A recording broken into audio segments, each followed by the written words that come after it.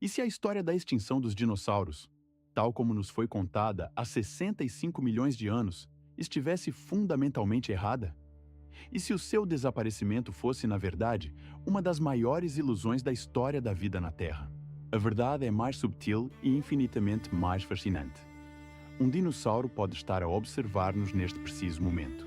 Olhe pela janela. A ave que pousa num ramo é um dinossauro. O pombo que atravessa a praça com o seu andar característico, um dinossauro. A galinha no seu prato, também ela, um dinossauro. As aves não são meramente descendentes dos dinossauros. Elas são dinossauros. Especificamente, terópodes avianos, o único ramo sobrevivente da vasta árvore genealógica dos dinossauros. Partilham uma linhagem direta com o mesmo grupo que produziu ícones temíveis como o Velociraptor e o Tyrannosaurus Rex. Mas como é que répteis com escamas, dentes e garras se transformaram nos cantores emplumados dos nossos céus? Quando começou esta metamorfose extraordinária? E por que é que, de todos os gigantes que dominaram a Terra, apenas esta linhagem sobreviveu ao cataclismo? A resposta a estas perguntas começou a ser desvendada há mais de um século e meio, numa pedreira alemã, com uma descoberta que iria abalar os alicerces da paleontologia. Ano de 1861.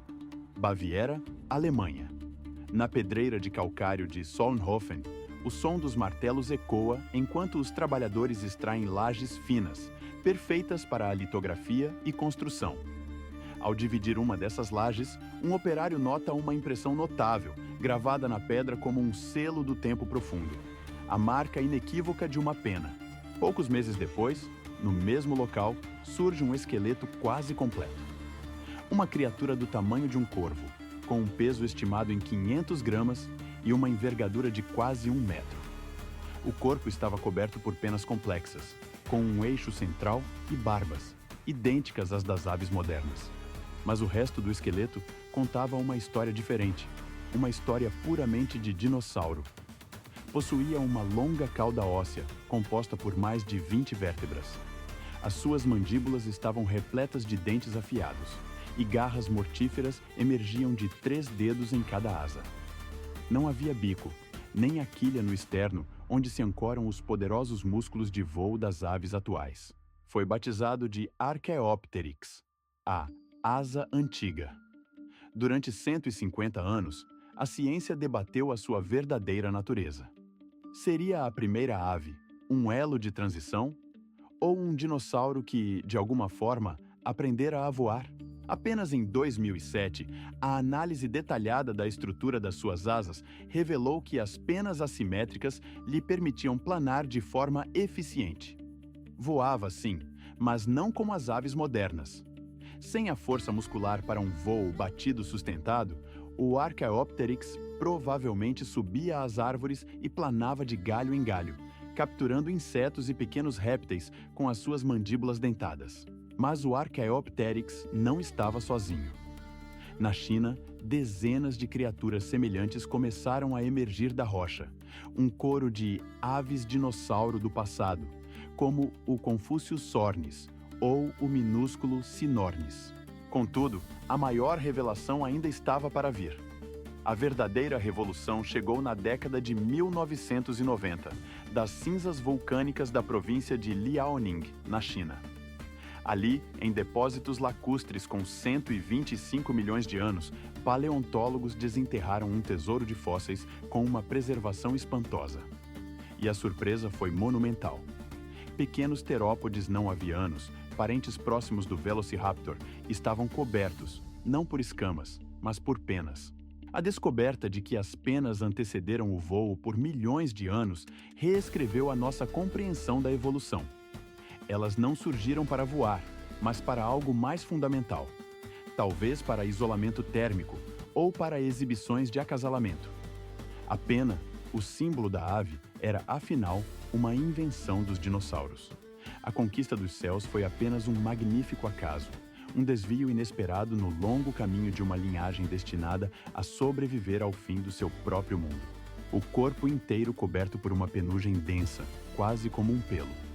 Não era um mamífero, era o Caudipteryx, uma criatura do tamanho de um peru, que deambulava pelas antigas florestas do que é hoje a China A. Função não era conquistar os céus, mas sim o olhar.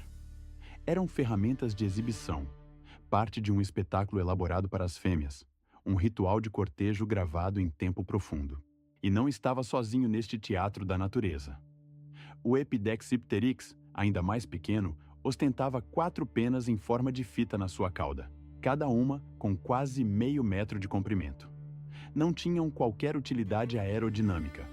Eram pura ostentação, um adorno extravagante num mundo brutal, provando que a beleza é uma força evolutiva tão poderosa como a força bruta.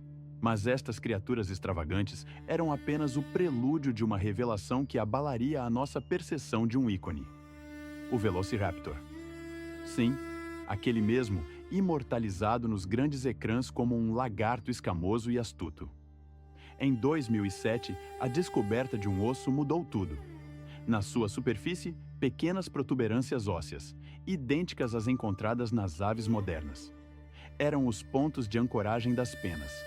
14 penas de voo em cada membro dianteiro. A verdade era inegável. O Velociraptor era coberto de penas. Completamente.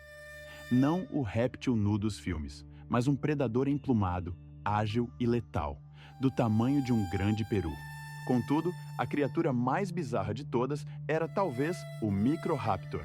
A sua anatomia desafiava a lógica. Possuía 4 asas. Sim, 4. Longas penas de voo assimétricas brotavam não só dos seus membros dianteiros, mas também dos traseiros, complementadas por um leque de penas na cauda. A sua plumagem era negra, com um brilho iridescente como o de um corvo, uma cor reconstruída pelos cientistas através da análise da estrutura dos seus melanossomas fossilizados. Com 70 centímetros de comprimento e pesando apenas 1 quilograma, planava de árvore em árvore, um esquilo voador do Cretáceo. Simulações computacionais revelaram que as suas asas funcionavam em conjunto, como as de um biplano, com os membros superiores e inferiores a gerar sustentação em diferentes níveis. Isto levanta uma questão fundamental que atormentou os cientistas durante décadas. Para que serviam as penas se a maioria destes dinossauros não voava? A resposta, surpreendentemente, começou não nos céus, mas no interior dos seus corpos. A termorregulação. Muitos destes pequenos predadores eram de sangue quente. Um metabolismo acelerado, necessário para uma vida de caça ativa, dia e noite, gera imenso calor, mas também o perde rapidamente. As penas, com a sua estrutura complexa, eram o isolante térmico perfeito. E claro, a exibição. Cores vibrantes, padrões complexos, caudas em leque. Eram cartazes biológicos, usados para atrair parceiros e intimidar rivais. O voo, ao que parece, não foi uma invenção deliberada, mas um efeito secundário, um acidente glorioso. A história começou nas árvores. Pequenos dinossauros arborícolas, cobertos de penas para se manterem quentes, saltando para equilíbrio, começaram a oferecer uma nova vantagem. Abrandavam a queda, aumentavam a distância do salto. A seleção natural fez o resto. Aqueles com penas ligeiramente mais longas saltavam mais longe, apanhavam mais presas, sobreviviam e deixavam mais descendentes. Ao longo de milhões de anos, as penas tornaram-se suficientemente longas para permitir um planeio controlado. Mais tarde, a evolução moldou músculos capazes de bater essas superfícies. O osso do peito desenvolveu uma quilha para ancorar essa musculatura poderosa. Os ossos fundiram-se para criar um esqueleto rígido e leve. As aves não surgiram de repente. Foram esculpidas lentamente ao longo de uma linhagem que vai de dinossauros com penas a dinossauros planadores e, finalmente, a dinossauros voadores. A fronteira entre eles é difusa, quase inexistente.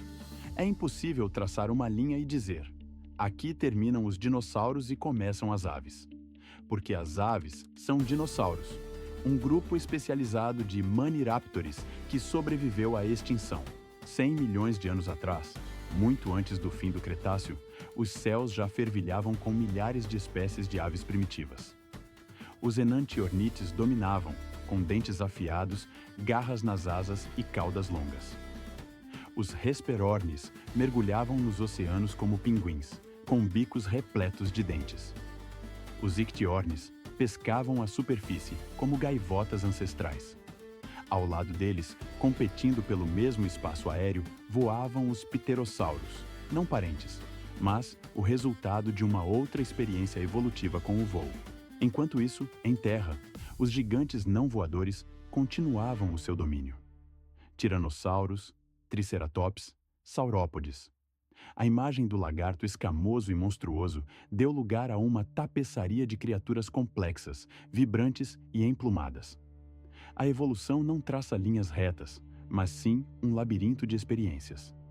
E em cada fóssil, em cada pena preservada em âmbar, não vemos o fim de uma era, mas o eco persistente de um mundo onde os dragões aprenderam a voar e, ao fazê-lo, nunca realmente nos deixaram. Gigantes de sangue quente, os tiranossauros adultos não necessitavam da plumagem que talvez adornasse os seus filhotes.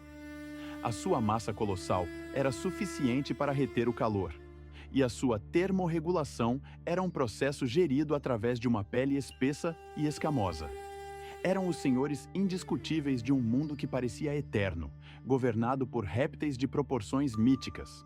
Há 66 milhões de anos, um fragmento de rocha e gelo, com 10 quilômetros de diâmetro, mergulhou através da atmosfera terrestre. O seu destino? A península do Yucatão. O impacto desencadeou uma explosão com a força de mais de 1.000 milhões de bombas atômicas, um cataclismo de escala planetária. Uma onda de choque invisível, mas imparável, circundou o globo, pulverizando tudo no seu caminho. Tsunamis com a altura de 1 quilômetro varreram os litorais, afogando continentes inteiros sob um dilúvio de fúria. Detritos e cinzas foram projetados para a estratosfera, envolvendo o planeta num sudário escuro que bloqueou a luz do Sol durante anos. As temperaturas globais caíram vertiginosamente, uma descida de 20 graus Celsius que mergulhou o mundo num inverno perpétuo. Sem luz, a fotossíntese cessou. As plantas morreram e, com elas, as fundações de todas as cadeias alimentares desmoronaram. Em poucos anos, todos os dinossauros não avianos com mais de 20 kg de peso corporal foram extintos. Tiranossauros, tricerátops, saurópodes, troodontídeos, todos silenciados para sempre.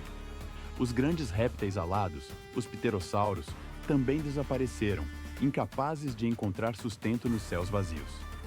Os enantiornites, um grupo dominante de aves primitivas com dentes e garras nas asas, foram quase totalmente aniquilados, tornando-se meras notas de rodapé na história da vida. Mas nas ruínas fumegantes deste mundo desolado, a vida persistiu. Alguns pássaros sobreviveram. Não eram os maiores, nem os mais fortes. Eram pequenos, omnívoros e nidificavam no chão. Os antepassados dos patos, gansos, galinhas e pardais. A sua estratégia era a humildade.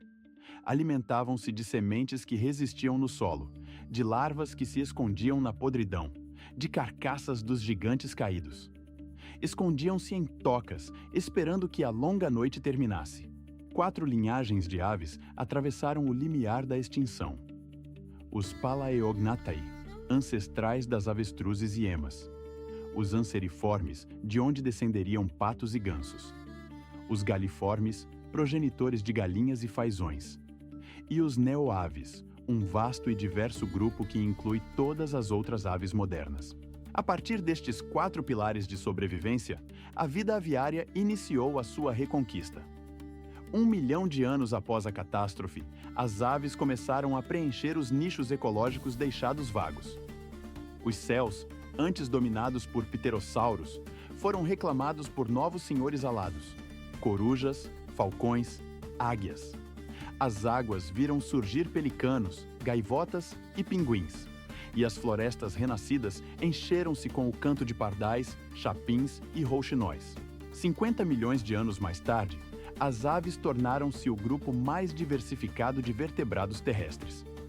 Hoje, mais de 10.000 espécies habitam o nosso planeta. Do beija-flor abelha, com os seus 2 gramas de peso, à avestruz africana, com 150 quilos. Do pinguim imperador na Antártida ao papagaio na floresta tropical. Eles conquistaram todos os continentes, todos os climas, todas as altitudes, desde o nível do mar até aos picos dos Himalaias. E todos eles são dinossauros, terópodes avianos, descendentes diretos de caçadores ferozes como os dromeossaurídeos. O pardal que pousa no parapeito da sua janela é, anatomicamente, quase idêntico a um velociraptor. Ossos ocos, patas com 3 dedos e garras, uma fúrcula formada pela fusão das clavículas, um crânio pneumatizado, um metabolismo acelerado. A única diferença fundamental é que o pardal domina os céus, enquanto o Velociraptor pertencia a uma linhagem que perdeu secundariamente a capacidade de voar. Sim, os seus antepassados voavam.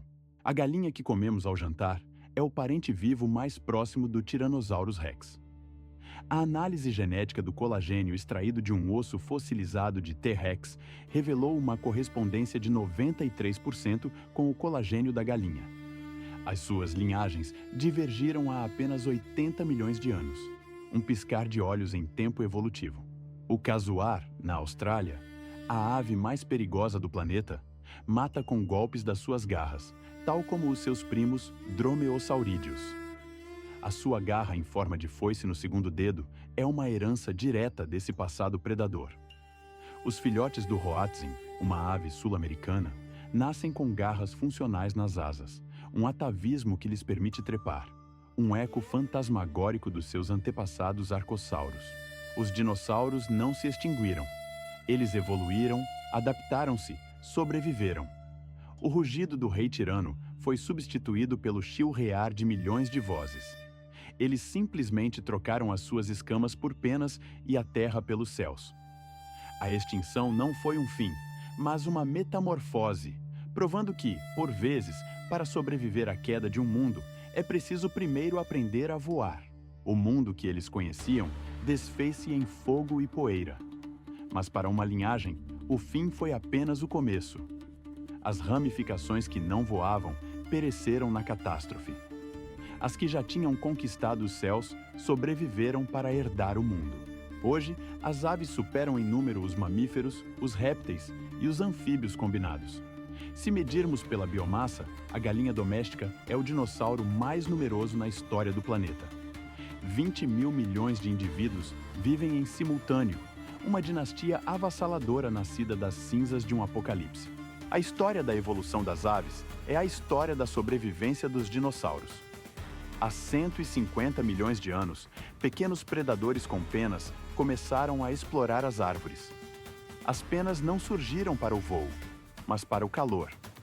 O voo foi um efeito secundário, um acaso glorioso da seleção natural.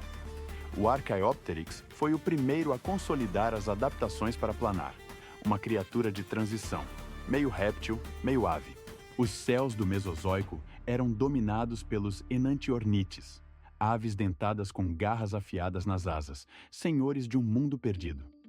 Mas o asteroide que atingiu a Terra há 66 milhões de anos não fez distinções. Aniquilou os gigantes.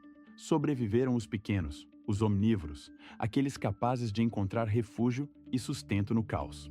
Desses humildes sobreviventes, descendem as mais de 10 mil espécies que hoje povoam cada canto do globo. Por isso, é crucial compreender. Os dinossauros não se transformaram em aves. Eles são as aves.